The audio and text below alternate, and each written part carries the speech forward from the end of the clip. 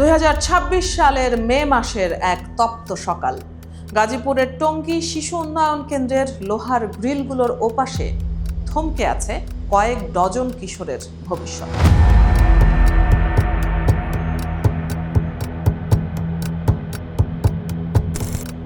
বাইরে যখন হাজারো শিক্ষার্থী রঙিন স্বপ্নে বিভোর হয়ে এসএসসি পরীক্ষায় বসছে, ভেতরে তখন তাদের দিন কাটছে অন্ধকার চার দেয়ালের নিঃসঙ্গতায়। তাদের অপরাধটা আসলে কি? রাজনীতি, মিছিল, আর কিছু বিতর্কিত আইনের বেড়াজাল। একটি 27 লাইনের নিউজ রিপোর্ট থেকে উঠে আসা এই ট্র্যাজেডি কোনো সিনেমার চিত্রনাট্য নয়, বরং বর্তমান বাংলাদেশের এক রূঢ় বাস্তবতা। অনেকের জন্য এবারের পরীক্ষাটা ছিল জীবনের সবচেয়ে বড় যুদ্ধ, কিন্তু সেই যুদ্ধের ময়দানে নামার আগেই তাদের রণক্ষেত্র থেকে সরিয়ে নেওয়া হলো। কারো বাবা ছিলেন নিষিদ্ধ ঘোষিত আওয়ামী লীগের স্থানীয় নেতা, উত্তরাধিকার সূত্রে হোক কিংবা পারিপার্শ্বিক চাপে সেই রাজনৈতিক পরিচয়ের দায়ভার এসে পড়েছে ওই কিশোরদের কাঁধে। সন্ত্রাস বিরোধী আইনের ধারায় তাদের অনেকের নামে মামলাও হয়, পালাতে হয় অনেককেই। তাই অন্যের বাড়িতে লুকিয়ে রাত জেগে পড়াশোনা করতে হতো অনেককেই। তারা আশায় ছিলেন যদি টেস্ট পরীক্ষাটা দেওয়া যায়, কিন্তু ভাগ্যের নির্মম পরিহাস, পরীক্ষার আগের রাতেই পুলিশের বুটের আওয়াজে কেঁপে ওঠে সেই লুকিয়ে থাকার জায়গাও। টেনে হিঁচড়ে তাদেরকে নিয়ে যাওয়া হয় থানায়। থানার ওসির কাছে বাবার আকুতি, পাড়াপড়শির মিনতি কিছুই কাজে আসে না। মানবিক আকুল আবেদন আইনের যান্ত্রিকতার কাছে হেরে যায়। থানার বড় বাবুরা জানান, ছাড়া যাবে না। তাই জেলখানায় বসে তারা যখন জানালার ফাঁক দিয়ে আকাশের দিকে তাকায়, তখন তার কানে হয়তো বাজে সহপাঠীদের কলরব। আদালতে আবেদন করেও সুরাহা মেলে না। স্কুলের নিয়ম আর আইনের কঠোরতায় আটকে যায় সব। অনেকের নানা ধাপ পেরিয়ে মুক্তি মিললেও ততদিনে তার শিক্ষা জীবনের একটি বছর ঝরে গেছে। যেদিন তারা কারাগারের গেট দিয়ে বের হলো, তার পরের দিনই হয়তো ছিল এসএসসি পরীক্ষা। একই ট্র্যাজেডিতে জুড়ে গেছে বহু নাম। এরা হয়তো কোনো বড় নেতা হতে চায়নি, হয়তো স্রেফ বন্ধুদের পাল্লায় পড়ে ছাত্রলীগের একটি ঝটিকা মিছিলে পা মিলিয়েছিল। সিসিটিভি ফুটেজ আর ডিজিটাল ট্র্যাকিংয়ের যুগে সেই কয়েক মিনিটের পদযাত্রাই তার জীবনের মোড় ঘুরিয়ে দিল। টেস্ট পরীক্ষার ঠিক আগ মুহূর্তে তাই তাদের তুলে নিল পুলিশ। নাইম জানতও না সে মামলার আসামি। তার ঠাঁই হলো টঙ্গীর সেই টিন শেড ঘেরা শিশু উন্নয়ন কেন্দ্রে। 24 দিন সেখানে আটকে থাকাকালীন একে একে পার হয়ে গেল তার পরীক্ষার দিনগুলো।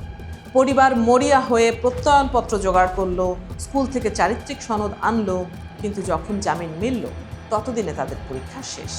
সে এখন আবার 10ম শ্রেণীতে ভর্তি হয়েছে। এই গল্প অনেকেরই।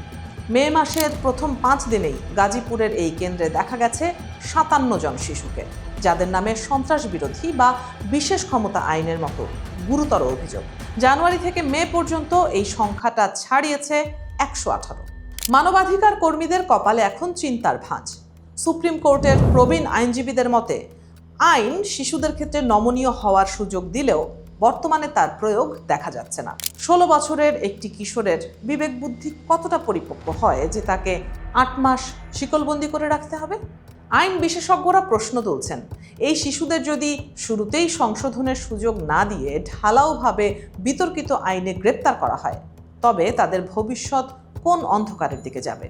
তদন্ত শেষ হতে হতে যদি 1.5 বছর চলে যায়, তবে সেই শিশুর স্বাভাবিক জীবনে ফেরার পথ কি চিরতরে বন্ধ হয়ে যাবে না? অনেকে আবার বলছেন তাদের ছেলেরা কোনো রাজনীতি করতো না, রাস্তা দিয়ে যাওয়ার সময় মিছিলের অংশ ভেবে পুলিশ তাদের সন্দেহভাজন হিসেবে তুলে নেয়। দর্শক, মোবাইল চেক করে কিছু না পেলেও মুক্তি মেলেনি। তাই মাসের পর মাস ধরে সেই অনেক কিশোরকেই কারাগারে কাটাতে হচ্ছে। আওয়ামী লীগ বা ছাত্রলীগের ঝটিকা মিছিলের দায় যখন শিশুদের কাঁধে চাপে, তখন প্রশ্ন ওঠে রাষ্ট্রের দায়িত্ব নিয়ে। সরকারের উচ্চপদস্থ কর্মকর্তারা এই বিষয়ে মুখে কুলুপ এঁটেছেন। আইন শৃঙ্খলা রক্ষাকারী বাহিনীর দাবি তারা শুধু দায়িত্ব পালন করছেন, কিন্তু এই দায়িত্ব পালনের আড়ালে কতগুলো কিশোরের স্বপ্ন ভাঙছে তার হিসেব রাখার কেউ নেই। মিছিলের স্লোগান আর পুলিশের হুইসেল, এই দুয়ের মাঝে পিষ্ট হচ্ছে কিশোরদের শিক্ষা জীবন। টঙ্গীর শিশু উন্নয়ন কেন্দ্রের ফটকটা যখন বিকেলে বন্ধ হয়, তখন ভেতরে থাকা কিশোররা হয়তো গোধূলির আলোয় নিজেদের অপরাধ খুঁজে বেড়ায়। কেউ স্রেফ একটি ছবি তোলার জন্য, কেউ বা বাবার পরিচয়ের কারণে আজ বন্দী। রাজনীতির এই দাবা খেলায় গিনিপিগের মতো ব্যবহৃত হচ্ছে স্কুল পড়ুয়া শিক্ষার্থীরা।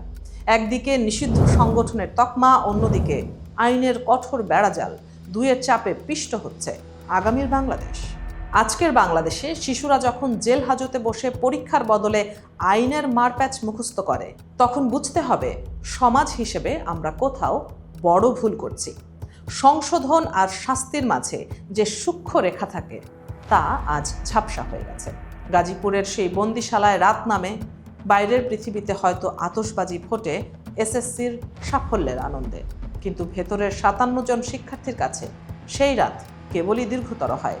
তাদের ক্যালেন্ডারে পরীক্ষার তারিখগুলো এখন কেবলই যন্ত্রণার স্মৃতি।